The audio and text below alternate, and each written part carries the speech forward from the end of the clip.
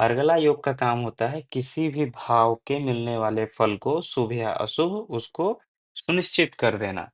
तो हम समझेंगे कि यह कैसे काम करता है।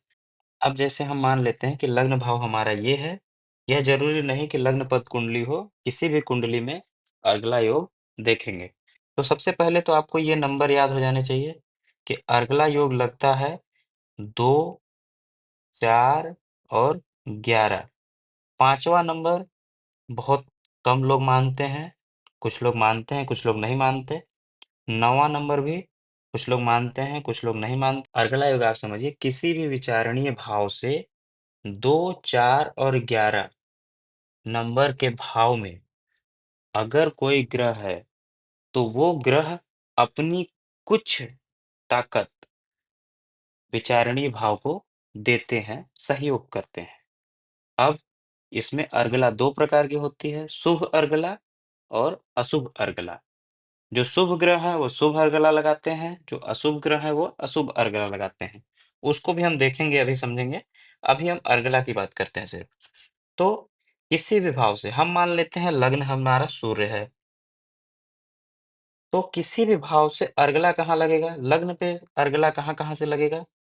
दूसरे नंबर के भाव से, चौथे नंबर के भाव से और 11वें नंबर के भाव से।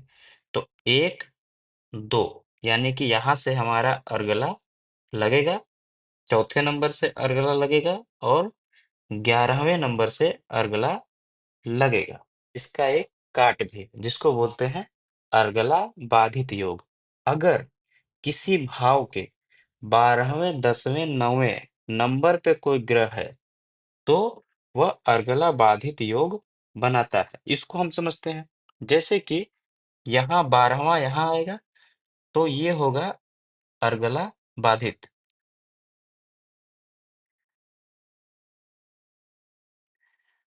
अर्गला बाधित, ठीक? 12वें नंबर पे, 10वें नंबर पे अर्गला बाधित होगा और तीसरे नंबर पे अर्गला बाधित होगा।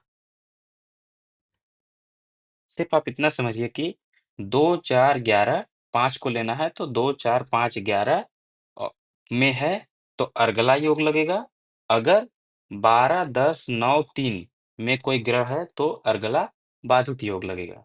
अर्गला बाधित से आपको ही समझ में आ जा रहा होगा, बाधित मतलब बाधा डालना। तो बाधा डालना, इनका जो अर्गला बाधित है वो अर्गला में बाधा डालने का काम करते हैं। अब इसमें भी एक नियम तय है। क्या नियम है? कि 12वें घर का जो अर्गला बाधित है, वो दूसरे घर के अर्गला को बाधित करेगा। 11वें घर का अर्गला जो है, वो तीसरे घर के अर्गला बाधित से बाधित होगा। ठीक है? उसी प्रकार से 10वें घर का अर्गला बाधित चौथे घर की अर्गला को बाधित करेगा। अब हम इसको समझते हैं। जैसे कि ये जो हमने काले कलर से अर्गला लिख रखा है, एक उदाहरण के लिए मान लीजिए कि ये सभी शुभ परिणाम दे रहे थे। इसमें दे नहीं रहे, लेकिन अब मान लीजिए एक तरीके से कि सभी शुभ परिणाम दे रहे थे।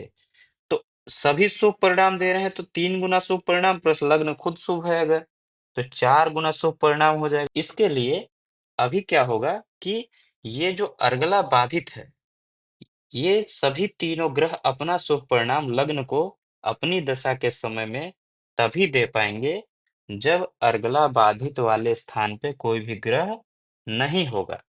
अगर कोई ग्रह है तो जो अर्गला शुभ परिणाम या अशुभ अर्गला है तो अशुभ परिणाम लग्न को देते हैं वो नहीं दे पाएंगे। तो जैसे कि मान लीजिए केतु हमारे अर्गला में है, केतु कैसा परिणाम देता है? अशुभ परिणाम।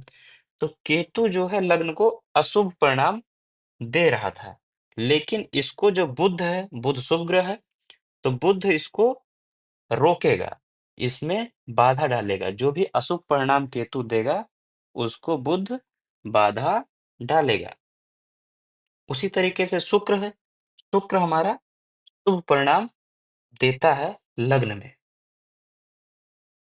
अर्गला है, तो लग्न में शुभ परिणाम देगा। अब अगर शुक्र के शुभ परिणाम को रोकना है, तो तीसरे घर में, यानी कि तीसरे घर में यहाँ पे कोई ना कोई ग्रह होना चाहिए था, तभी वो शुक्र के परिणाम को रोक पाएगा लग्न में देने से। क्योंकि तीसरे घर में कोई भी ग्रह नहीं है, इसके लिए जो शुक्र का शुभ परिणाम है, वो पूरी तरीके से लग्न को मिलेगा। कब मिलेगा? शुक्र की दशा में। ठीक है? अब हम समझते हैं चौथे और 10वें को। अगर चौथे में कोई ग्रह होता, चूंकि यहाँ पे नहीं है, अगर कोई पाप ग्रह या शुभ ग्रह जो भी होता, अगर शुभ ग्रह होता तो लग्न को शुभ परिणाम देता, अशुभ ग्रह होता तो अशुभ परिणाम देता। अगर शुभ ग्रह है तो 10वें में भी कोई ग्रह नहीं है, चौथे में भी कोई ग्रह नहीं, तो यहाँ कोई भी अर्गला नहीं बन रही। इसको बोलते हैं निर्बाध अर्गला, यानी कि जो शुक्र बना रहा है, शुक्र बना रहा है निर्बाध अर्गला। निर्बाध मतलब कोई बाधा नहीं है।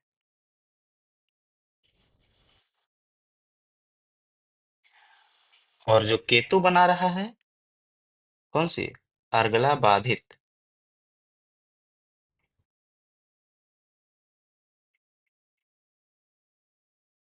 यानी केतु का जो बुरा परिणाम मिलना था, वो कट गया। क्यों?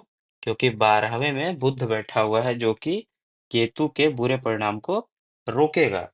लेकिन तीसरे में कोई भी ग्रह नहीं है, इसलिए शुक्र का जो शुभ परिणाम है वो लग्न में मिलेगा। पूरा का पूरा शुभ परिणाम लग्न को निश्चित मिलेगा। और सिंपल तरीके पे आप समझिए, अगर कोई ग्रह 2, 4, 5, 11 पर है तो अर्गला लगाता है। वो उसके नेचर पर डिपेंड करता है, शुभ देगा कि अशुभ देगा। ठीक?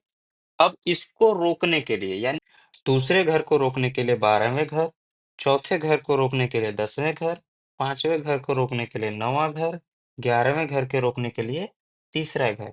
ये सभी आपको याद होना चाहिए, तभी आप अर्गला को बता पाएंगे। अर्गला का मतलब होता है किसी भी विचारणी भाव का परिणाम कितना मिलेगा, अशुभ मिलेगा, शुभ मिलेगा, मिलेगा या नहीं मिलेगा।